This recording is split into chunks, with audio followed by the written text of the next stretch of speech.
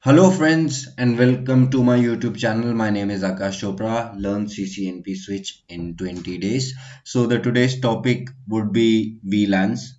So, thank you all of you for the constant support on YouTube. So, I will be uploading more sessions in the upcoming days. So, today's topic is VLAN, and let me take you through the topic first. So, we'll discuss about what is VLAN, and we'll discuss about these parameters as well. We'll discuss in detail about the range of VLANs, normal VLANs, extended VLANs, VLAN 1, and what is VLAN, and how all the ports are assigned to the VLANs. So we'll be doing, I'll be simulating this topology and this topology in EVNG. So I'll be taking you through it. So majorly, I'll be taking you through what is a switch port, how are port assignments done statically. So we'll discuss dynamic port assignments in the next course. So it's a part of wireless. So I'll take you through it. So we'll discuss about how a normal data frame looks like, the contents of the data frame. We'll look into this topology, that how users from different VLANs will not be able to communicate to the other VLAN until and unless there is a router. So um for simulating this topology, I'll be using EVNG, but we'll only be using a switch and four PCs to to simulate that the users will not be able to communicate into different VLANs. They'll be only be able to communicate into the same VLAN into which they are assigned. So for inter VLAN communication, there will be a next session into which there are basically two methods: router on a stick and SVI. So initially, I'll be discussing router on a switch only. SVI is a part of multi-layer switch, so we'll discuss that as well. So as I already told, we'll discuss about the switch ports, access and trunk switch ports. So we'll discuss this topology on EVNG as well, and we'll discuss about the trunk tag encapsulation protocols, elementary start. So in the next class, I'll be discussing about the tags, that what are the tags of ISL and what are the dot one q. So ISL will not uh, support the untagged traffic and native VLAN. So we'll discuss more into it, and it will add header and trailer information. And in dot one q, as you already know, that it's a truncation protocol 802.1q. So we'll discuss about this as well in the next class. But in this class, we'll start off with elementary sections. So coming to the topic now, so what is VLAN? So basically VLAN is a layer 2 broadcast domain. I'm sure you must have studied the broadcast domain and collision domain in your CCNP studies. So if I have a switch with four ports, there will be four collision domains and one broadcast domain.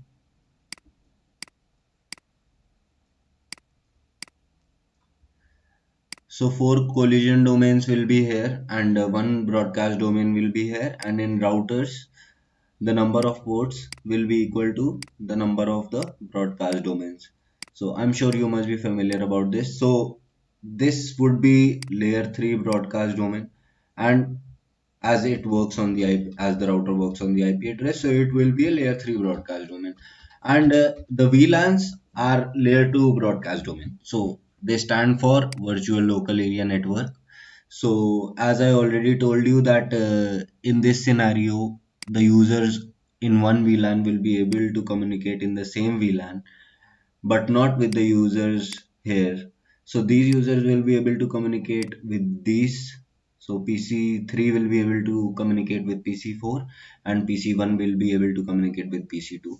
So as we already discussed, VLANs is used to break broadcast domains at layer 2, and it is identified by a 12-bit number. So why 12 bits are used? So when we convert the 12 bits into decimal, we will do 2 to the power of 12, that comes up to 4096, which is the range of the VLANs. So the range of the VLANs is from 0 to 4095, total is 4096. So 0 and 4095 are the reserved VLANs. So majorly the normal range VLAN is 1 to 1001, as 1002 to 1005 are not used onto the switch. So I have mentioned this as well here. 1002 to 1005 are not supported now, and 1 to 1001 is the normal range and can be used. So basically VLANs are of VLAN range is of two types: normal range VLAN and extended range VLAN.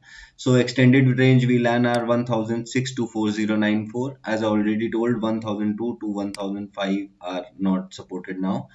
So by default, all the ports on the switches will be member of VLAN 1, and by default VLAN 1 will exist on all the switches. So one VLAN stands for one broadcast domain, as we already discussed. So by default all the ports will be in VLAN 1, I just discussed it. So as soon as a VLAN is created, it will form a VLAN dot dat file into the flash memory. So VLAN database is stored in the .dat file into the flash memory. So we'll see this as well onto GNS, onto the EVE-NG. So VLANs 1002 to 1005 are not supported. So the normal range VLAN comes up to 1 to 1001. So I hope this is very clear about what is the basic information about VLANs. So coming to the native VLAN part, I will have a small session on native VLAN as well in the upcoming sections in this course. So we'll discuss about it later as well. So now coming to what is a switch port. So any layer 2 port is called a switch port. So if a port is a member of an inactive VLAN, then no data will be sent or received from that port.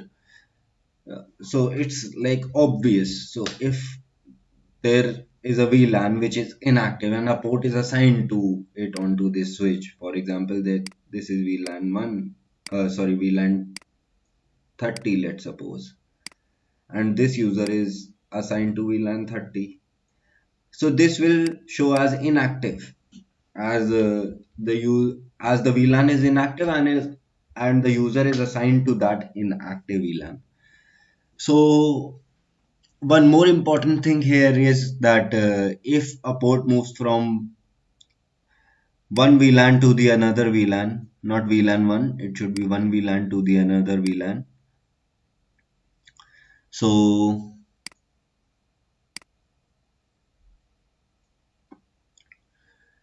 it will take 30 seconds to come up due to STP. Now STP stands for spanning tree protocol. So we'll be discussing very deeply into this topic, as it's a big topic and it's a good topic. So it's a very interesting topic. So I will take you through this as well. So coming down to the third point. So if a port is in the VLAN which is deleted from the switch, if a VLAN is deleted from the switch, the port will not be visible. Plus one more important thing here is that in the upcoming topology we will see that these user ports, we will be able to see these user ports onto the switches, but this inter switch link or the trunk link, this will be not visible onto both the switches. So let's suppose if this interface is 0/0, 0/0 won't be visible onto these switches. So for that we have a separate command and we'll discuss about it in deep. So now coming to the port assignments. So port can be assigned statically and dynamically. So we'll just have a look on the statically assigned ports. So we'll statically assign the ports to the VLANs. So now coming to the normal data frame. So this is what a normal data frame looks like. So it has the first field as preamble, but there is one more field included into it, that is the SFD. So I have discussed about SFD as well. It stands for start of frame delimiter. So the preamble is the first entity of an Ethernet frame. So it starts with 7 bytes, and this is a pattern of alternative zeros and ones, which will indicate the starting of the frame and will allow the sender and the receiver to establish bit synchronization. So preamble is a very important field into this Ethernet frame. So initially preamble was introduced to allow for the loss of a few bits due to signal delays. So if there was signal delays experienced initially, so preamble was introduced to allow the loss of a few bits.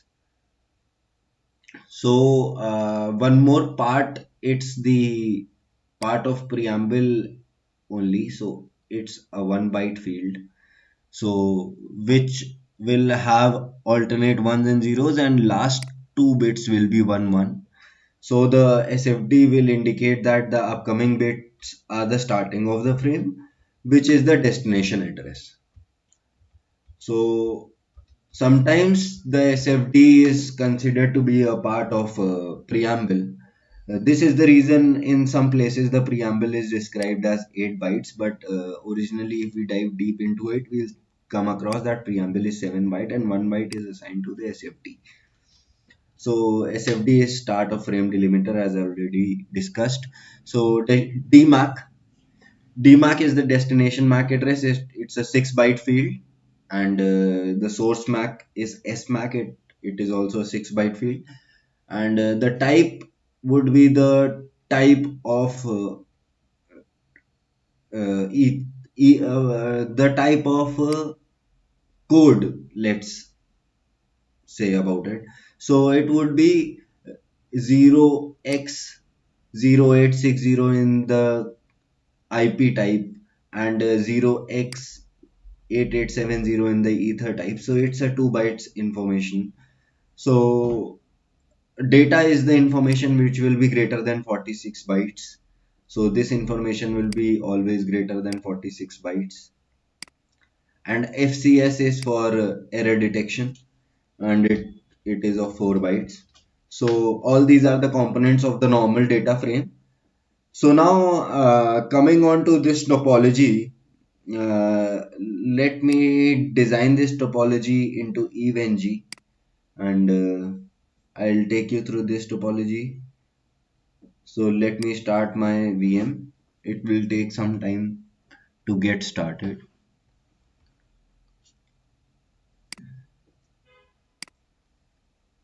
I am using EVE-NG for the simulation. So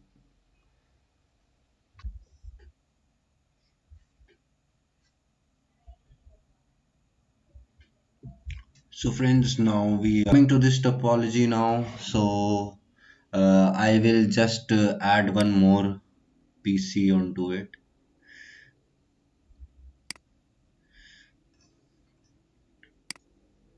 I will simulate this topology on the single switch first, and then I'll try to discuss about the VLANs on the single switch.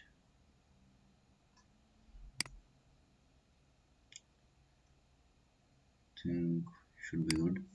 Yes, so we have a PC here. Okay, and we can connect this PC by E00. We'll save it. Okay, so E00, 01 and 02. Okay, so uh, let's try and configure these.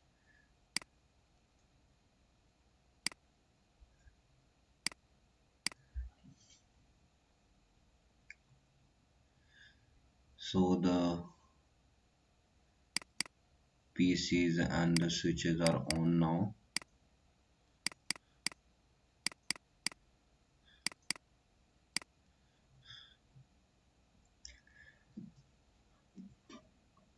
So I'll shut down this interface, okay, and we'll see that uh, the users in the same VLAN will be able to communicate with each other, and will I will assign this user with a different VLAN, so this user won't be able to communicate with these two switches, and these users, as they are into same VLAN, they'll be able to communicate with each other.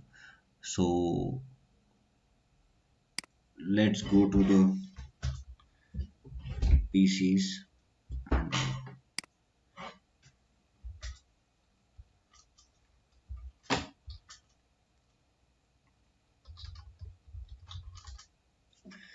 I have already configured these, so this PC I need to configure.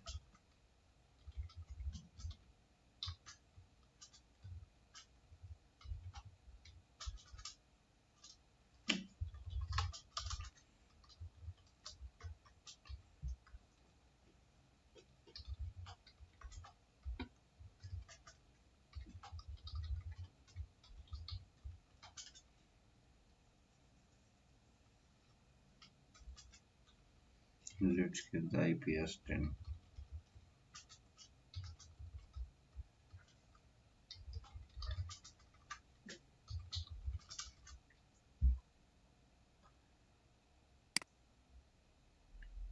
So on the switch, let's go on the switch, and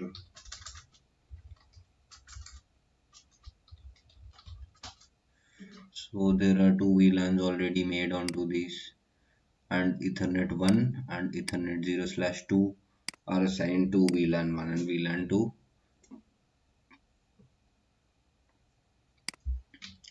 So I will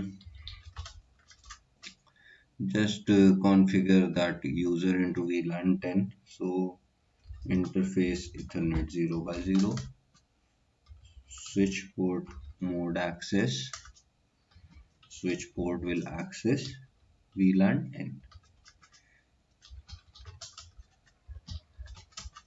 So now you will see that this PC will be able to communicate to the PC in VLAN 10. So the PC in VLAN 10 was Ethernet 0/1. So in the topology 0/1 is PC4. So the IP address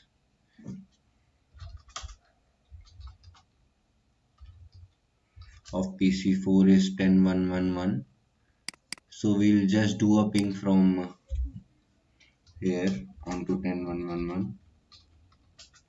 We'll see that after a loss of one packet, oh, so there are two packets lost into this transmission. But now, as it has already learned the MAC address via the ARP protocol, so it will give 100% reply. So coming onto the switch, I told you that there is a VLAN.dat file onto the switch. So we'll also see that. So to see that, we'll do dir/all, and you'll see that here is a VLAN.dat file created here. So this is the VLAN.dat file which gets created after the VLANs are made onto the switch.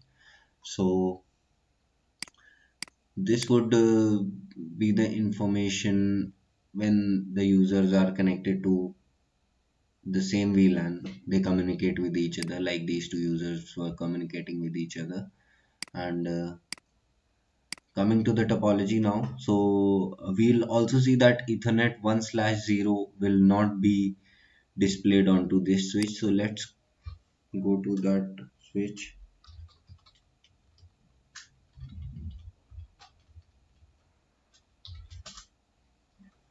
Oh, sorry, show VLAN brief will be the command. So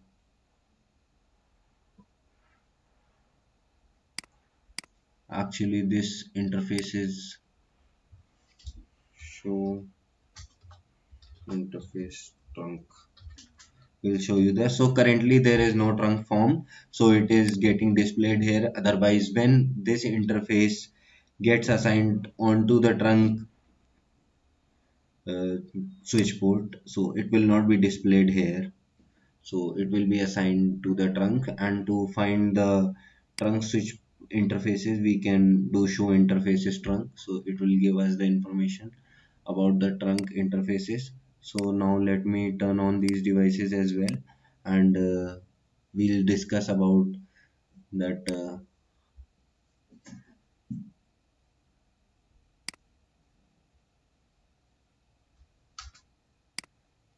So now I'm on to the switch.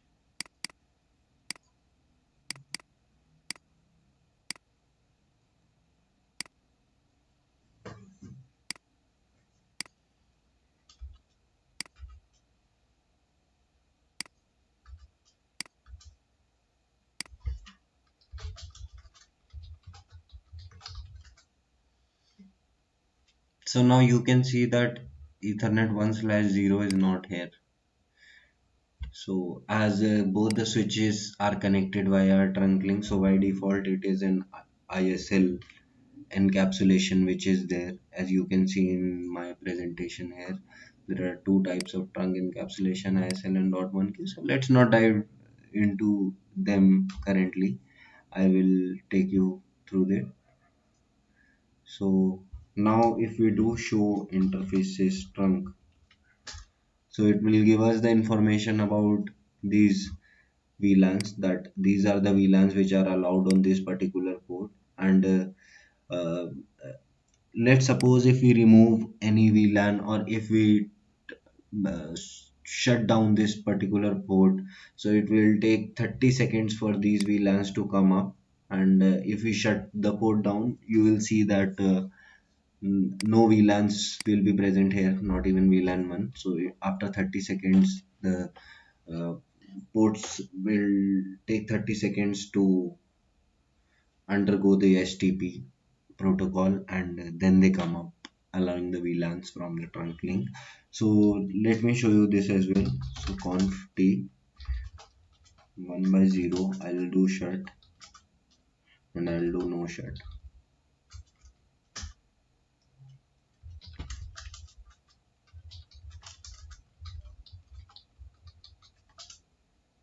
See, you can see that here none is displayed. However, the VLANs are allowed here, and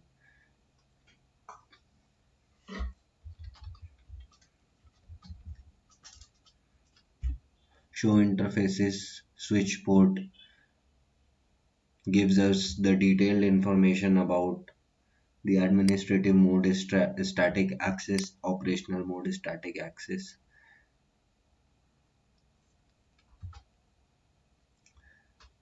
On each interface, every information. So this was the our trunk interface. So the operational mode is trunk, and the administrative mode is dynamic desirable.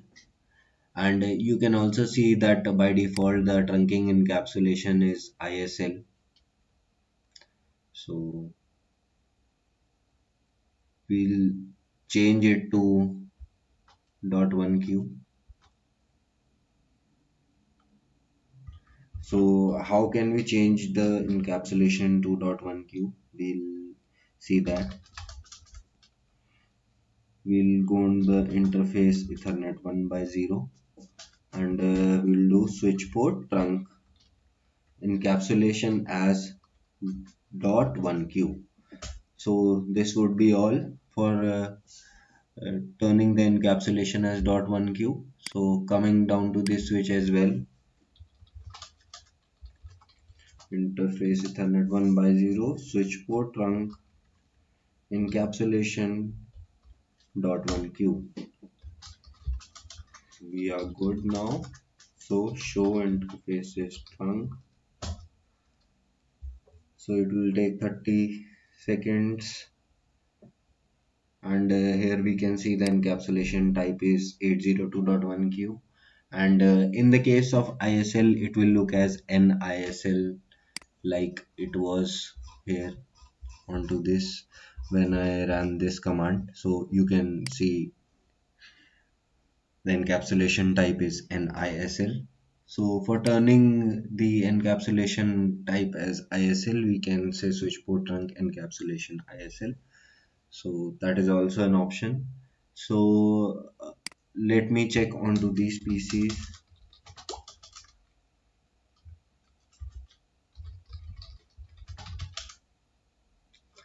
Dot 3 and this would be dot 4. Yes, so let me check onto this VLANs created. So Ethernet 0/3 0/1. So 0/3 is in VLAN 10, as this is in VLAN 10 and this is in VLAN 10. So VLAN 20 is assigned to this PC and this PC. So we'll try pinging PC3 and PC6 in this case. So PC3, coming to PC3,